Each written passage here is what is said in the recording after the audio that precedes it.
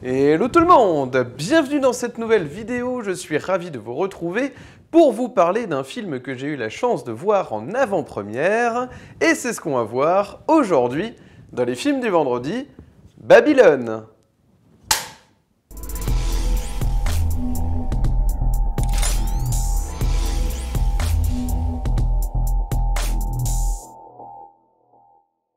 Salut à tous et bienvenue dans les films de vendredi. Aujourd'hui, j'ai l'immense plaisir de revenir sur Babylone, le nouveau film de Damien Chazelle, ce cinéaste américano-français à qui l'on doit les succès Whiplash, La La Land, et qui a également réalisé le film sur Neil Armstrong, First Man, avec Ryan Gosling, mais qui était peut-être un petit peu moins marquant dans sa filmographie. Toujours est-il que Whiplash et La La Land étaient des vrais succès, et notamment, voilà, si on devait résumer le cinéma de Damien Chazelle, je dirais que voilà, on prendrait comme exemple, si on devait retenir qu'un film, ce serait peut-être La La Land, je trouve. Déjà parce qu'il s'agissait de son projet personnel qu'il voulait déjà mettre en chantier à l'époque de Whiplash, mais les producteurs lui ont dit voilà, ce serait bien que tu commences par un film un peu plus minimaliste, un peu moins coûteux pour la production, pour déjà voir si tu es capable de faire un succès, voilà, avec peu de moyens, et après on verra. Et si ça marche, dans ce cas-là, on te financera effectivement ton La La Land, ton projet. C'est ce qu'il a fait, Whiplash a bien marché, il a pu enfin s'exprimer totalement avec La La Land. Donc c'est vrai que voilà, toute la substance de Damien Chazelle se retrouve beaucoup dans La La Land, alors évidemment avec Whiplash aussi, parce qu'il y a de côté aussi avec la musique, qui est très fréquente, cette musique jazzy, tout ça c'est aussi ce qui entoure ces films, et notamment aussi donc ce nouveau film Babylone, qui nous plonge en tant que spectateur dans les excès, la flamboyance d'Hollywood dans les années 20, pour commencer, après le film avance petit à petit, mais nous sommes dans les années 20. Nous avons Diego Calva qui interprète donc le rôle principal. Alors je vais vous dire le rôle, c'était Manny Torres, voilà. Manny Torres, voilà, donc c'est un type en gros qui est prêt à tout en fait pour accéder au monde du spectacle, d'Hollywood, donc du cinéma. Donc il commence voilà, par amener... ça commence comme ça, le film commence comme ça, c'est pas du spoil, mais voilà, donc un éléphant pour une fête, parce qu'évidemment il y a des excès, c'est des soirées où ils font des orgies, où il y a des nains avec des sexes géants qui font n'importe quoi. Enfin voilà, on est dans du Hollywood avec des soirées qui sont complètement folles, quoi. C'est vraiment nos limites. Donc il commence, voilà, il est recruté au début pour amener un animal, un éléphant, pour qu'il rentre dans la soirée, quoi, et que ça crée de l'animation. Donc voilà, donc c'est toute la galère pour amener l'animal, et ça commence comme ça, c'est vraiment pour vous montrer un petit peu pas à pas comment ce type va se construire et trouver du travail petit à petit à Hollywood. Voilà, donc ça commence comme ça nous permet aussi dans un premier temps, le film s'ouvre avec ça nous permet de découvrir aussi tous les personnages qui vont être importants pour la suite de l'histoire. Donc voilà, une scène d'exposition, peut-être certains trouveront un petit peu longue, voilà, je pense qu'on est sur du 20 minutes, un truc comme ça pour l'introduction, et donc ça permet de rencontrer Brad Pitt, donc Jack Conrad, qui est cet acteur qui est en plein succès, et donc Margot Robbie, donc c'est Nelly Laroy, si je ne dis pas de bêtises, voilà, Nelly Laroy, alors voilà, c'est un pseudo. Elle a voulu franciser un peu son nom, elle explique dans le film, voilà, pour séduire peut-être davantage les producteurs, les réalisateurs, voilà, elle est prête à tout. Donc c'est vrai que la rencontre est intéressante parce que dès le départ, Manny Torres va rencontrer Nelly Laroy. Et voilà, elle n'est rien, cette fille n'est rien au début, c'est juste une fille très apprêtée qui va à une soirée, mais elle n'est ni actrice, enfin elle n'a pas de contrat, elle n'a rien du tout, elle dit simplement mais moi je suis déjà une star en fait, parce qu'elle est dans l'état d'esprit d'être une star, elle lui dit mais tu vas voir, je vais te montrer, je suis une star. Et c'est vrai que il est à chaque fois bluffé, et en fait les deux vont se bluffer parce que Margot Robbie dans le film, c'est par sa capacité à rentrer dans le milieu, sa facilité à avoir la tchatche, à se présenter, à se trouver sur un plateau, tandis que Diego Calva, dans le film, lui, c'est toujours plus intimidé, c'est quand même le type timide, donc ils sont très antagonistes finalement, mais ils ont le même rêve, voilà. Et tous les deux arrivent à des choses différentes, et c'est ça qui est très beau. Ça rappelle pour cet aspect-là, un petit peu La La Land, parce que Ryan Gosling et Emma Stone dans le film avaient tous les deux des aspirations un peu différentes, mais ils voulaient être dans le milieu du spectacle. L'un, évidemment, vous vous souvenez, voulait être dans la musique, l'autre voulait être dans l'acting, donc voilà, ils se sont retrouvés là-dedans. Donc voilà, on sent qu'on est dans l'univers évidemment de Damien Chazelle. Il y a également toutes ces percussions dans la musique, hein, on voit des gros plans sur des batteries, tout ça. Alors évidemment, ça rappelle aussi Whiplash par ces aspects-là, avec une lumière très jaune et tout, donc voilà, avec les mêmes teintes de lumière. Donc on sent que quand même au niveau patte, hein, la patte de Damien Chazelle est bien présente dans ce film. Mais c'est pas uniquement le film synthèse, facile, oui, non, pas du tout. C'est vraiment un film. Vous pouvez même commencer par ce film si vous connaissez pas Damien Chazelle, parce que quelque part, c'est pas juste je fais des clins d'œil à mes anciens films, c'est je propose un vrai film sur Hollywood, bien, enfin très chiadé quand même, très travaillé, avec des bonnes références. À tous les niveaux, en fait, ce film traite Hollywood. C'est ça qui est absolument incroyable, c'est qu'à tous les niveaux, il le traite. Au niveau de l'accès au monde de l'actorat, au monde voilà, des techniciens, comment aussi on devient chef-op, je sais pas, ou on arrive à l'éclairage, ou on est réalisateur, comment on atterrit ici, les financements des films, comment ça se passe, les tournages, les effets spéciaux, les manques de budget, les caméras qui manquent et qu'il faut chercher à la dernière minute. Donc voilà, donc tous les aléas. C'est très très bien raconté parce que ça permet à tous les niveaux de traiter l'histoire d'un film, comment se construisent les films, dans quel chaos, parce qu'en fait c'est un chaos organisé, c'est ça qui est formidable. Il y a quand même des types qui vont y rester, parce que le tournage est mal maîtrisé, les cascades, tout ça, il y avait tout à construire. Il ne faut pas oublier aussi que dans les années 20, le cinéma est très très récent. 25 ans, si on veut être précis, 1895, mais on va dire vraiment au moins bien 20 ans où le cinéma commence un petit peu à se développer. On est encore dans le muet, donc évidemment les tournages sont intéressants parce qu'on peut indiquer à son acteur de faire telle ou telle chose, et puis comme c'est muet, voilà, il peut se passer plein de choses. Donc c'est jouissif, vous allez passer par tous les stades d'émotion en fait dans ce film, par le rire, par la colère, par la tristesse, par la peur, vous allez tout connaître dans ce film. Et c'est pour ça que les 3 heures, eh bien, finalement, sont assez digestes.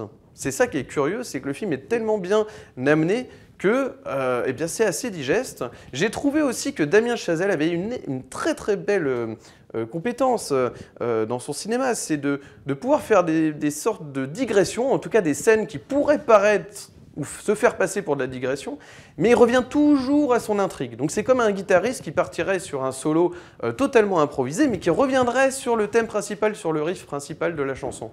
Et ben c'est un petit peu ça, Damien Chazelle. Il a cette capacité, donc comme un compositeur, voilà, c'est ce chef d'orchestre un peu vraiment, hein, qui arrive à toujours partir dans différentes thématiques, mais toujours en revenant à la principale. Donc c'est quand même un sacré chef d'orchestre, un sacré cinéaste pour ça. Voilà, donc peut-être certains trouveront que voilà, on a tendance un petit peu à surestimer son cinéma. Moi, je suis désolé. Déjà, si on revient sur La La Land, pour prendre un film que tout le monde a vu, La La Land, aujourd'hui, avec le recul, parce qu'il faut attendre quelques années quand même pour voir si le film marque et tout, je pense qu'aujourd'hui, il est aussi culte qu'un Moulin Rouge de Baz Luhrmann. Et Dieu sait en plus qu'il y a un lien entre les deux, parce que c'est vrai qu'on pourrait aussi considérer que Damien Chazelle est une sorte de néo-Baz Luhrmann. Parce que lui aussi propose de la flamboyance, lui aussi propose des extravagances. C'est vrai que là, c'était le thème du film, hein, avec Hollywood, bien sûr. Mais voilà, on sent un petit peu quand même voilà, ce nouveau visage de la comédie musicale, même si là, c'est pas vraiment une comédie musicale, bien sûr, c'est un drame, etc. Mais la musique est tellement présente, elle est tellement actrice du film, que c'est vraiment comme un show. Vous arrivez dans la salle de cinéma, moi c'est vrai que j'ai eu la chance de le voir en avant-première dans une grande salle. D'ailleurs, je fais coucou à une abonnée qui était donc avec moi et son ami. Voilà, hein, donc coucou à vous. Hein, c'était vraiment une très très belle séance que j'ai passée. Voilà, c'était vraiment génial. Et voilà, dans une grande salle comme ça, on se croirait au spectacle, comme ça, vraiment. Il manquait plus que peut-être, je sais pas moi, des performeurs arrivent devant l'écran de cinéma, et ça ne m'aurait pas du tout choqué, quoi. Ça aurait pu même participer au film. Donc voilà, c'est du show. C'est en même temps un film aussi qui montre un peu le côté pathétique des stars d'Hollywood, et en même temps leur côté héroïque, fantastique, incroyable. Voilà, donc leur qualité, leurs défauts, voilà, tout est dépeint, formidablement dépeint. Je trouve que c'est vraiment voilà, on rentre dans ce film de manière assez facilement, et c'est un pur plaisir. Voilà. Il ne faut pas non plus bouder son plaisir devant des films qui sont généreux. Vous allez, voilà, vraiment, je pense que vous allez passer un très très bon moment et c'est aussi le but, hein, vraiment. Et au-delà de ça, il y a beaucoup de références. Parce que c'est ça, en fait, le truc, c'est que, évidemment, quand on voit ce film, on est obligé de penser à Once Upon a Time in Hollywood de Tarantino. On parle d'Hollywood, il y a Brad Pitt, Margot Robbie. Bon, sauf que là, les acteurs sont vraiment bien utilisés. Parce qu'on va pas me faire croire que Brad Pitt et Margot Robbie dans Once Upon a Time, sur plus de 3 heures, on les retient. Enfin, Margot Robbie, encore pire. Bon, ok, elle interprète Sharon Tate, d'accord, mais elle apparaît 2 secondes dans le film, donc ça sert à rien. Donc voilà. Non, là, tous les acteurs ont été généreusement impliqués dans cette histoire. Damien Chazelle a un amour pour les acteurs, ça se sent. C'est-à-dire qu'il est généreux, ils ont vraiment de la présence. Tous les acteurs servent à quelque chose. Même Olivia Wilde qui fait une apparition, vous la retenez. Vous retenez tout le monde, en fait. C'est ça qui est dingue. C'est même les petites apparitions, même de guests et tout, même s'il faut être un peu attentif, ils sont tous bien utilisés, bien amenés. Voilà. Alors, peut-être qu'il y en a un, donc un acteur qui est également producteur du film. Voilà. Bon, je ne veux pas vous gâcher la surprise si vous voulez, mais bon, je pense que quand même, c'est noté vraiment dans tous les sites. Si vous regardez la distribution, vous le voyez. Donc je ne sais pas en quoi ce sera un spoil, mais c'est vrai que la communication n'est pas vraiment faite autour de lui. On le voit pourtant dans la bande-annonce, mais c'est Tobey Maguire. Voilà, bon, je pense que ça révèle rien du tout. Mais c'est vrai qu'on sent que sa séquence a peut-être été un peu rajouté, voilà, parce que comme il est producteur du film, on sent qu'il a peut-être voulu se caser un peu, d'autant qu'effectivement son rôle, enfin ça fait penser un petit peu à Tobey Maguire justement chez Baz Luhrmann dans Gatsby le Magnifique, qui voilà, il a un petit rôle, voilà, on sent qu'il a voulu quand même se caser en tant que producteur, voilà.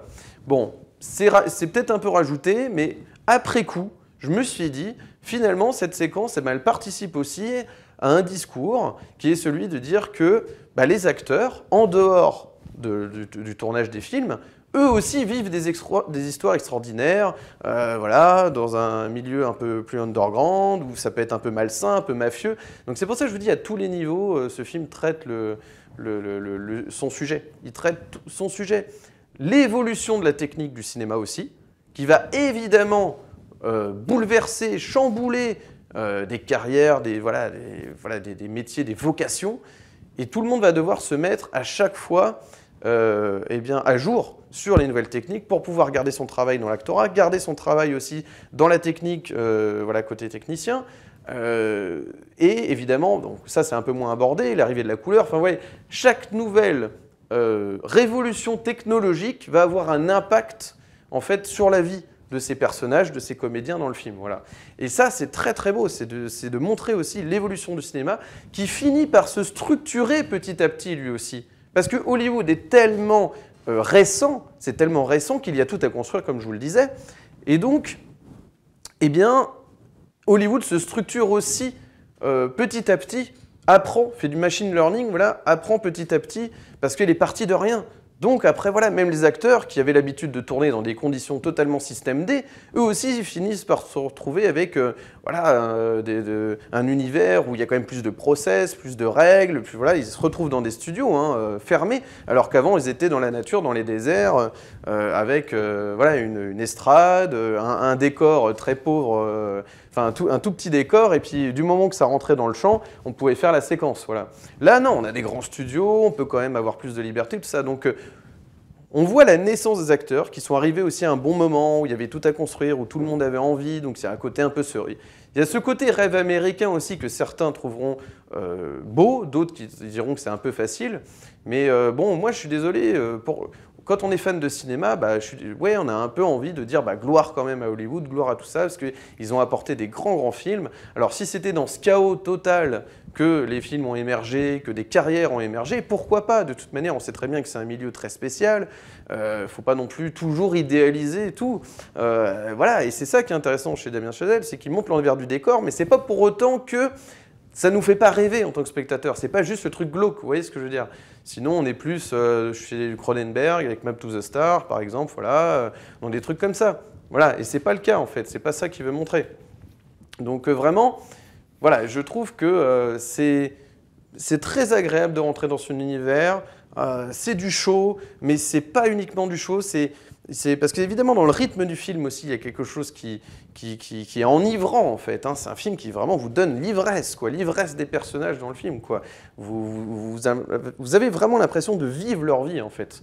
Leur chute, leur réussite, leur succès, leur stress, leur endettement, leur tout, à tous les niveaux, leur vie perso, leur vie d'acteur, leur carrière, machin. À tous les niveaux, ce film traite les préoccupations des stars hollywoodiennes. Et je trouve que ouais, c'est vraiment incroyable. Et Margot Robbie nous fait vraiment croire, par exemple, si je ne prends qu'elle, elle nous fait vraiment croire à cette actrice qui donne tout à sa réalisatrice. Donc elle arrive à convaincre la réalisatrice dans le film, mais elle arrive forcément, indirectement, eh bien, à nous convaincre nous-mêmes, spectateurs. Parce que c'est vrai qu'elle a eu des rôles marquants, mais il n'y a eu pas, voilà, en dehors des Harley Quinn et tout ça, il n'y avait pas grand-chose, à part Moi, Tonya, qui était vraiment, voilà, le film vraiment voilà, c'était vraiment son moment pour montrer son talent d'actrice, c'était sur Moi, Tonya. Mais c'est vrai que voilà, il n'y en a pas tous les jours des films avec Margot Robbie où vous retenez vraiment, vraiment, même Scandale, bon, on la retient un peu, mais c'est toujours voilà, pour jouer un peu la fille jolie, ça. Mais je trouve qu'il y a autre chose là. C'est vraiment cette détermination, cette fille qui est un peu paumée, qui veut réussir, qui quand même, on voit son contexte un peu familial, un peu misérable très très rapidement. Mais on sent, voilà, elle est vraiment prête à tout. Et en plus, qui, avec la simple volonté, la simple motivation, ça c'est évidemment le côté très américain, mais quand même qui, dans son message, n'est quand même pas dégueulasse, quoi, de dire vraiment, si vous avez des ambitions, de la motivation, vous pouvez réussir, voilà. Donc on est sur ce plan-là. Mais elle réussit vraiment, voilà, ça donne de l'énergie. Parce que Whiplash, c'était ça aussi. C'était un film sur le dépassement de soi. Le type, il se dépasse toujours, voilà. Il veut absolument réussir dans le monde de la batterie, de la musique et tout ça. Donc il y avait vraiment, voilà, un entraînement presque sportif, comme un gladiateur dans une arène, voilà. Enfin, c'était vraiment, il faut se battre, quels que soient les milieux. Et à chaque fois, Damien Chazelle, c'est ça, il montre des personnages, c'est ça que moi j'aime aussi dans son univers, c'est que c'est à chaque fois des types qui veulent s'en sortir, réussir par tous les moyens. Et voilà, donc forcément, ça donne lieu à des séquences où vous êtes pris, en fait, vous arrivez à être pris, à être captivé par le sort des personnages. Alors, je voudrais pas non plus, parce que j'ai donné beaucoup d'éléments positifs, je voudrais pas non plus, voilà, dire que c'est forcément le film du siècle, hein, évidemment, mais c'est vrai que j'ai beaucoup aimé. Voilà, je ne sais pas si on peut parler de coup de cœur, ce serait peut-être un peu too much, voilà, je ne sais pas. Mais vraiment, c'est un film qui est très intéressant parce que ce n'est pas seulement le fait d'être diverti par tous ces acteurs qui vont tout donner. Hein. Tous les acteurs sont formidables. Vraiment, voilà, c'est un plaisir pour ça. Hein. Vous pouvez y aller aussi pour les acteurs, vous pouvez y aller aussi pour l'histoire d'Hollywood, vous pouvez y aller aussi pour le spectacle si vous aimez la flamboyance et la Baz Luhrmann. Voilà, si vous aimez un peu le côté un peu tarantinesque qu'il y avait dans Once Upon a Time, vous allez le retrouver quelque part. Mais voilà, et je trouve que c'est bien supérieur. Et encore une fois, voilà, c'est vraiment ce que Tarantino a raté avec Once Upon a Time in Hollywood. Donc voilà, donc Damien Chazelle, bravo, franchement, voilà, d'avoir réussi à la fois rendre hommage aux cinéphiles, à la cinéphilie, au cinéma, à Hollywood, et à la fois en n'oubliant pas le spectateur qui vient quand même peut-être voir, je sais pas, peut-être le film pour d'autres raisons, pour le côté romance impossible dans un univers où tout est strass et paillettes, où finalement il n'y a pas de différence réellement entre le monde fictif dans les films et le monde fictif quelque part qu'il y a aussi dans Hollywood, puisque finalement c'est une vie à part entière qui n'a rien à voir avec le commun des mortels. Donc là aussi, il y a quelque chose où on se demande si c'est de l'ordre de la fiction ou de la réalité, à tel point que la fin, sans la révéler, va parler de ça, va traiter de ce sujet-là. C'est-à-dire qu'il y a aussi un message sur la différence entre la réalité des films et la réalité de la vie. Et d'autant plus pour ces personnes-là, qui sont constamment dans un truc de paraître, mondain, voilà. Donc c'est ça qui est très bien vu. C'est une petite pépite. Évidemment, ce film mériterait d'être décortiqué très précisément à tous les aspects, parce qu'il y a beaucoup, beaucoup de choses traitées, plutôt bien amenées d'ailleurs. On a même une séquence psychédélique, sans la révéler, où là, il va nous balancer plein d'images de personnes qui ont vraiment contribué au cinéma. Vous avez Georges Méliès, vous avez Édouard Birk, je ne sais plus comment on le prononce, celui qui avait, vous savez... créé justement donc le cheval en mouvement. Voilà, donc ça aussi, ça parle de ça. Je vais essayer de le retrouver. Voilà, c'était Edward Muybridge, pardon. Voilà. Donc ce Britannique, ce photographe britannique qui avait réussi donc pour la première fois à faire animer un cheval. C'est ce qu'on voit dans Nope aussi, vous vous souvenez, de Jordan Peele. Voilà. Donc il y a des séquences comme ça où il balance plein d'images marquantes du cinéma. Alors moi, le seul petit bémol, je dirais, je pense qu'il y a une erreur. C'est qu'en dans les années 20, le panneau Hollywood en fait s'appelait Hollywoodland, et c'est vrai que jusqu'en 39 c'était le cas. Ce qui est curieux, c'est que le film quand même nous montre beaucoup les années 20, les années 30, mais début 30, et on voit ce panneau Hollywood qui, du coup, c'est un anachronisme parce que normalement Hollywood devrait s'écrire Hollywoodland. Voilà. Le land a disparu, c'était un projet immobilier à la base, et le land a disparu par la suite parce que les lettres étaient un petit peu abîmées. Et ensuite, c'est des stars, notamment on a la rockstar Alice Cooper, pour la petite histoire, qui a acheté aussi des lettres du panneau Hollywood pour pouvoir les sauvegarder. Parce qu'elles étaient menacées de disparaître. Voilà. Mais à la base, c'était Hollywoodland, le mot complet. Donc c'était peut-être une erreur, voilà. C'est peut-être une petite coquille, un petit scorie comme ça de reconstitution. Mais sinon, franchement, on est à peu de choses près. Non, tout est très bien vu. Donc je vous recommande Babylone de Damien Chazelle. N'hésitez pas, foncez. Enfin voilà. C'est vrai que j'ai fait un peu une critique dithyrambique, mais bon, difficile aussi de voir vraiment les défauts, quoi. Non, franchement, c'est généreux, il assume son truc, et voilà. Non, moi, je ne peux pas dire du mal de ce film, je ne peux pas trouver vraiment des défauts, Bon, peut-être certains trouveront des personnages, on se demande si certains personnages ont vraiment un intérêt, etc. Mais même, il arrive quand même à leur donner du sens, quelque part, si vous restez jusqu'au bout, si vous... Voilà, faut pas sortir de la salle, donnez-lui sa chance jusqu'au bout, ça... Non, vraiment, vous verrez, à tous les niveaux, ça traite beaucoup de sujets, voilà. Le regard des autres aussi, j'oubliais, de toute manière, je vais oublier, c'est sûr et certain, des thématiques. Voilà, il y a beaucoup de thématiques traitées autour de l'histoire du cinéma, donc je vous laisse apprécier. J'allais dire ce délire quelque part, ouais, cette fantaisie, ce délire total, ce pur fun, ce film complètement fun autour du cinéma de Hollywood. Donc n'hésitez pas à y aller et voyez-le en salle, je tiens à préciser, là c'est très important, voyez ce film en salle. Voilà, vous n'avez pas le droit de passer à côté de ce film, donc foncez voir Babylone de Damien Chazelle au cinéma. Si vous avez aimé cette vidéo, n'hésitez pas à mettre un petit like, de vous abonner, d'activer la cloche pour ne manquer aucune de mes nouvelles vidéos et de me suivre sur Instagram, Steph_LFDV. N'hésitez pas à m'ajouter sur Instagram afin d'être tenu informé des prochaines vidéos sur la chaîne et tout simplement pour accéder à mon contenu. Je vous remercie vivement d'avoir regardé cette vidéo. N'hésitez pas donc pour les nouveaux arrivants à vous abonner, à mettre un petit commentaire aussi. J'aimerais beaucoup avoir votre ressenti sur ce film, sur ma vidéo. N'hésitez pas. Et écoutez, il ne me reste plus qu'à vous souhaiter un excellent vendredi, un excellent week-end et d'ici la prochaine vidéo, comme toujours, n'oubliez pas, prenez les films pour ce qu'ils sont. Allez, ciao!